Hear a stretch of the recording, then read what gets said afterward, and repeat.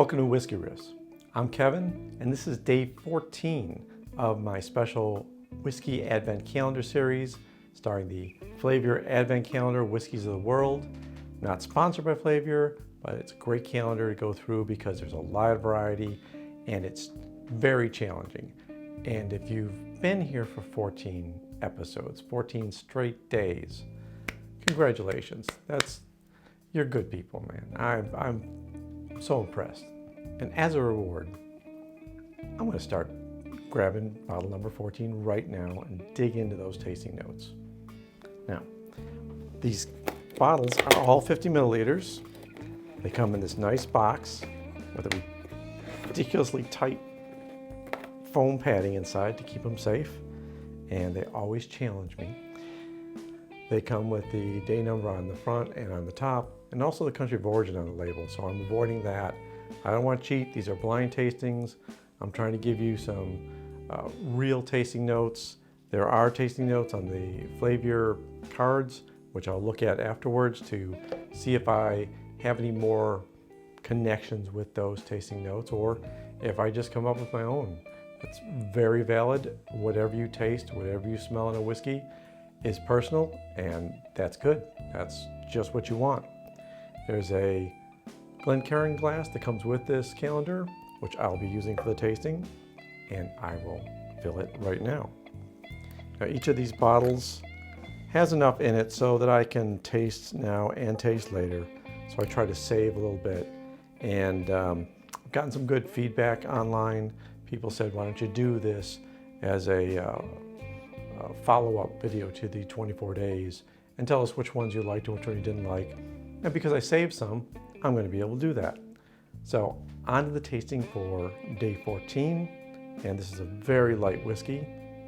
So chances are there's no color added, it's probably natural.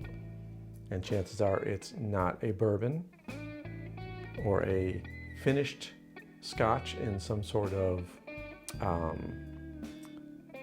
sherry or wine cask. In fact, on the nose, I'm getting a little smoke. I think we're back in Islay. There's citrus, little brine there. Kind of reminds me of a Lafroig or a Lagavulin. Normally with an Ardbeg, I get kind of a campfire. This doesn't smell so much like campfire. There's the smoke and the peatiness. This is definitely a peated whiskey. Now, not all peated whiskeys come from Islay. There's peated whiskeys in the US, there's peated whiskeys all over.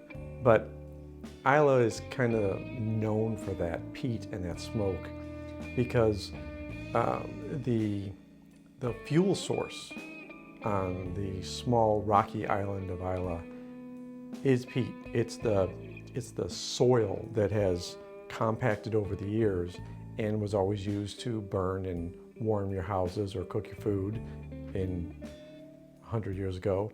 And so it just was the natural heat source to go ahead and distill with. It's not like they said, we got to make a smoky whiskey. They said, we're just going to use the stuff we have around here. We don't have wood, so let's grab some of that peat and burn it. And what you get is, a lot of times, Islay whiskeys are smoky peaty. This has some good heat to it too. So I'm thinking we got a nice higher level ABV.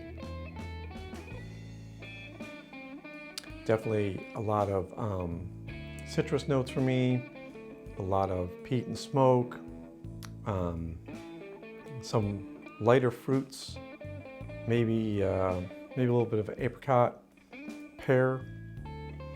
I'm just gonna have to say this is it's an Islay whiskey, and if flavor has fooled me, they fooled me. So Scotland, island of Islay. It's a product of Scotland, so we're one step towards it. Let me go ahead and grab the card out for day 14. Take a look at it. Well, now there is a stack that I'm familiar with. That's a Rocky Isla and a big freaking horned animal. Okay, this is a whiskey I'm not used to. It is not necessarily from Isla. I'll have to look up what Duncan Taylor is. It says it's a blended malt Scotch whiskey, so it could be a blend of various Isla whiskeys, various peated whiskeys.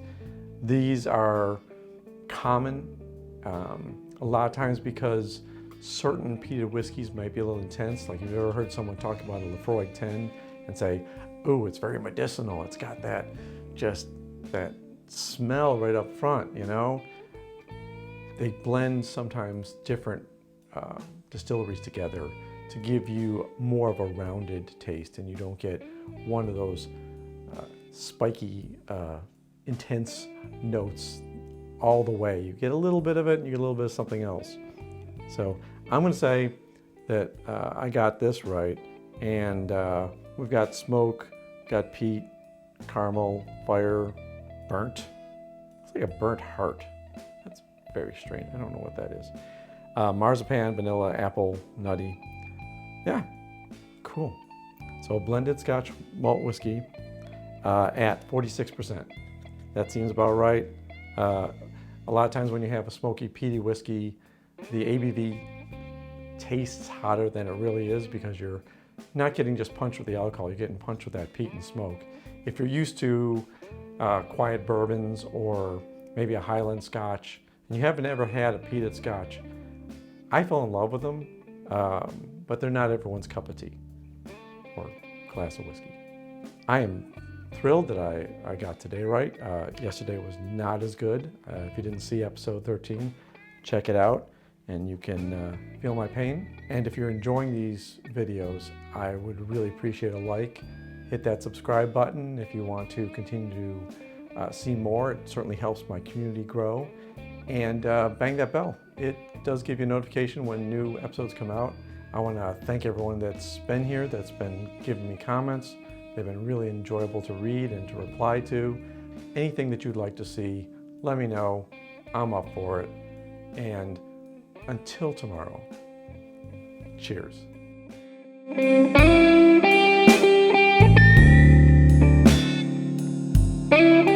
I'm always happy with a smoky, peaty whiskey. This is my wheelhouse. Thank you, Flaviar.